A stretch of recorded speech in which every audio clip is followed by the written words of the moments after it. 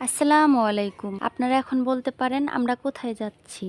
আমরা এখন যাচ্ছি হসপিটালে। আজকে আমার বোনের শ্বশুরবাড়ি থেকে আমার বোনকে নিয়ে আসা হচ্ছে সিজার করার জন্য। ডাক্তার অবশ্য কিছুদিন পরের কথা বলছিল, কিন্তু হঠাৎ করে আমার বোনের পেট ব্যথার কারণে ইমার্জেন্সি ভাবে তাকে সিজার করানোর জন্য সোনিয়া ক্লিনিকে আনা হচ্ছে।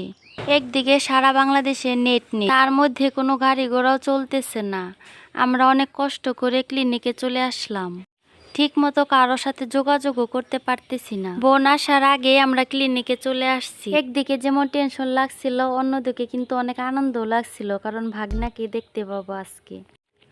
আমার বোনকে নিয়ে আসার পর ডাক্তার দেখানোর জন্য পাঁচতলায় নিয়ে গেছে। তাই আমি এখানে আমার বোনের ননদের সাথে বসে আছি। এটা যে আমার বোনের ননদ এটা আমরা ভাবি না, আমরা ভাবি যে আমরা আপন বোন। এই বোনটা বলতেছে বাবু হইলেও আগে কোলে নেবে, আর ক্যামেরার আড়ালে তাসমিম বলতেছে যে না না আমি আগে কোলে নিব।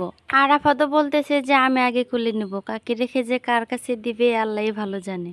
এদিকে বোনকে এনে ভর্তি করানো হলো, কিন্তু ডাক্তারের কোনো খবরই নেই। সবাই টেনশনে, কখন যে ডাক্তার আসবে আল্লাহই ভালো জানে। অবশেষে ডাক্তার আসার পর আমার বোনকে ওটিতে নেওয়া হলো। সবাই অনেক চিন্তা করতেছে আর কান্নাকাটি করতেছে। আমার বোন আর বাবু যেন দুজনে সুস্থ থাকে, সেজন্য আল্লাহ তাআলার কাছে সবাই দোয়া করতেছে। আমার আম্মু তো কান্নাকাটি করতে করতে শেষ। সবাই অপেক্ষার প্রহর গুনতেছি, কখন শুনবো বাবুর কান্না আর কখন শুনবো যে বাবু আর বাবুর আম্মু দুজনেই সুস্থ আছে। আরাফাতও খুব পেরেশান, কখন তার খালামুনিকে বের করা হবে এই কথাই বারবার বলতেছে আমাকে। অপারেশন রুমে ঢুকে আমার বোনটা অনেক ভয় পাচ্ছে, সেজন্য আমার বোন জামাই অপারেশনের রুমে থাকবে, তার জন্য তাড়াহুড়ো করে অপারেশন রুমে যাচ্ছে। প্রত্যেক মেয়েদের সিজার অপারেশনের সময় তার হাজবেন্ড থাকা অত্যন্ত জরুরি, কারণ এতে তারা অনেক সাহস পায়। আরাফাত তাসমিমও অনেক কান্নাকাটি করতেছে। আমরা সবাই অপেক্ষা করতেছি কখন বাবুর কান্নার শব্দ পাবো। বাবুর হালকা কান্নার শব্দ পাওয়ার পর আমরা ওই দরজাটা একটু একটু করে খুলতেছি ভিতরে যাওয়ার জন্যে।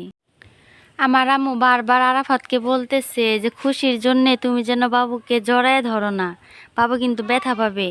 ভিতরে ঢুকতে না করছে, তারপরও কেমন জানি ভালো লাগতেছিল না সবাই, তারপরও কেমনে যেন ঢুকে পড়লাম ভিতরে।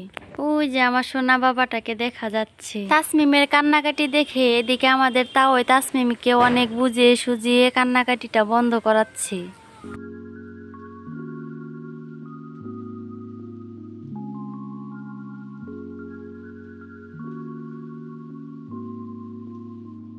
আমাদের সোনা বাবাটাকে আমাদের কাছে নিয়ে আসছে। বোনকে ওটিতে রেখেই বাবুকে নিয়ে আসলাম রুমে, ইসলামিক নিয়ম অনুযায়ী বাবুর কানে আজান দেওয়ার জন্যে। ওটি থেকে এখন বোনকেও নিয়ে আসা হচ্ছে।